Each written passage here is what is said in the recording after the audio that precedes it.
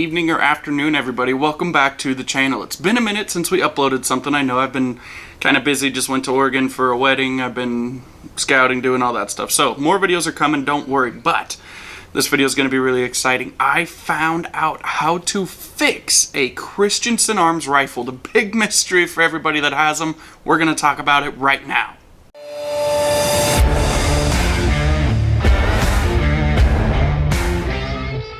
So, for a little bit of backstory, if you guys watched this video right here, you kind of know I went through my Ridgeline, my experience with one. I've owned 2 of them by now, and just some of my experience with it. The one I made the video about was a 300 Win Mag. If you haven't watched the video, go watch that one first. In short, I went over how I love the rifle. It doesn't love me for some reason. It's just not consistent. It's not very accurate with a huge variety of ammo. I've had the gun for a little over 2 years. I've ran countless types of ammo through it.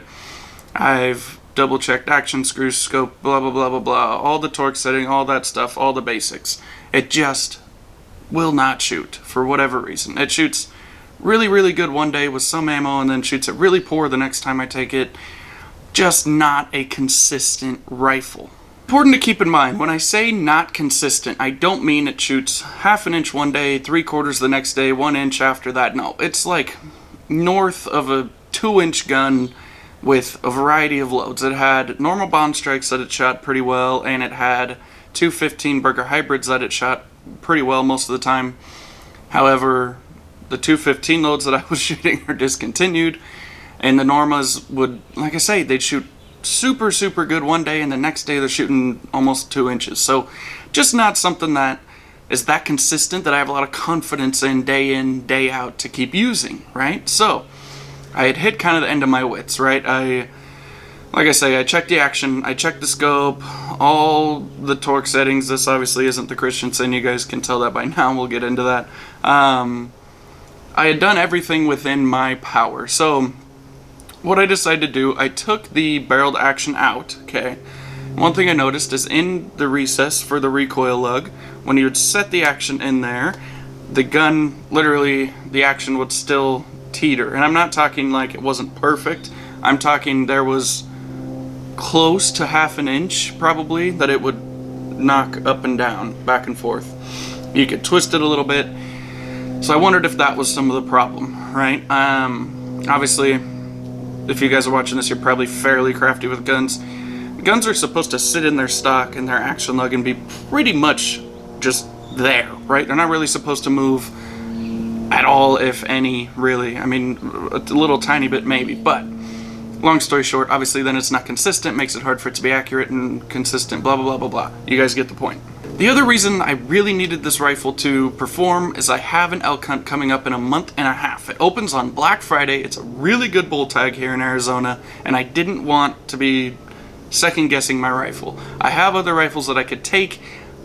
I just didn't really want to. I have Grandpa's old 7 mag, but it doesn't have a scope. I haven't shot it in forever. It needs a new trigger, all that stuff. I could pull the trigger out of the Ridgeline, which I probably will. Some of that stuff, right? But I just wanted something that I could just go, shoot, and have it be good, even if it wasn't as fancy. So I decided my last effort was going to be to try a bed job. I did a lot of homework on it. I had done one previously, so I had kind of an idea of what to do. So one night, got the Dremel out, got the bedding compound, everything, pulled the action out, Dremeled the stock so it was a little bit tackier, a little bit rougher. I got the action lug kind of milled out as much as I could to where it sat pretty much steady, right? Put the bedding compound in, let it set, pull it, blah blah blah blah blah. You guys know how to do a bedding job. If you don't, Gavin Tube has a really good one at Ultimate Reloader. He has a really good video on it. There's lots of videos on it. Watch that. I just used that as kind of a tutorial. Went perfectly. It went as good as possible. You set that action in the stock now, and it like almost clicks into place, not literally, but you know what I mean. It's dead steady. So I was like, man, I got that, all that stuff fixed, torque everything back down, boom, I'm thinking we are good. Head to the range, nothing changed. Not really anything changed. So I was like, man, what am I gonna do? Because I didn't necessarily want to buy another rifle, obviously. I I just really wanted that gun to work. I really like the gun. It looks great. I love it. Doesn't recoil hardly at all for being a 300 Win Mag. It's like nothing. So I was looking around just for fun. This is a Browning X-Bolt Composite Hunter, so it's not a super fancy rifle like the Ridgeline or anything. In fact, it's less than half of the cost of the Ridgeline, which is kind of crazy. Long story short, came with a brake, has the kind of contrasting colors with the stainless on the brake and the action Cerakote, whatever you want to call it. Some of that stuff. I like that little more contrasty look, and was really tired of kind of the, you know, fancy gun thing. I have a Tikka T3X Superlight. I made a video on that one also that just hammers. That one's in 6.5 Creedmoor. I just wanted a gun that I could take to the range, lay it over the bench, shoot good groups, go to the desert, do my field position shooting, stuff like that.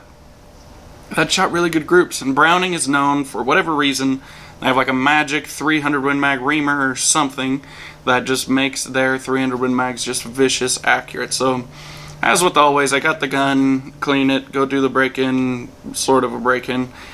Right away, man, this thing is much more consistent, much more accurate with pretty much everything. This one's also a 300 Win Mag.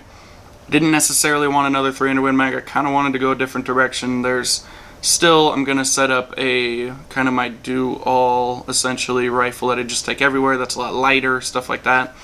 But a lot of the hunting that I have done, you know, the last couple of years, have this year, not necessarily like backpacking type of hunt, so a little bit heavier rifle wasn't overly concerning to me. This one, as you see it right here, is about 9.8 pounds, just under 10 pounds. So obviously not a flyweight rifle, but very shootable, very steady. Early testing, it's very accurate, even with the 150 normal whitetail ammo that I was using just to sight it in, just putting, you know, really good groups together. So a lot of promise with this rifle. I'm pretty excited about it in a sense. The rifle doesn't really excite me much per se, but the reason I was making the joke, I found out how to fix a Christensen, and that's to buy a Browning, right? So, like I said in the last video, guys, I really don't know if at this point I can recommend a lot of people go buy a Christensen. It seems like they're very hit and miss, right? They either get a good one or you don't, and if you don't, you can send it back and you can do all that stuff, which I may try to do, because if it is something with the barrel more like a headspace issue or something like that, then I think it would still be covered under warranty, but I'm sure with me bedding it and doing things like that, it may not be. So it might be something that I just play with over time, see what I can ever do with it. Let me know if you guys have ever sent a Christensen back that you did some stuff to, and do they still cover it? I really don't know.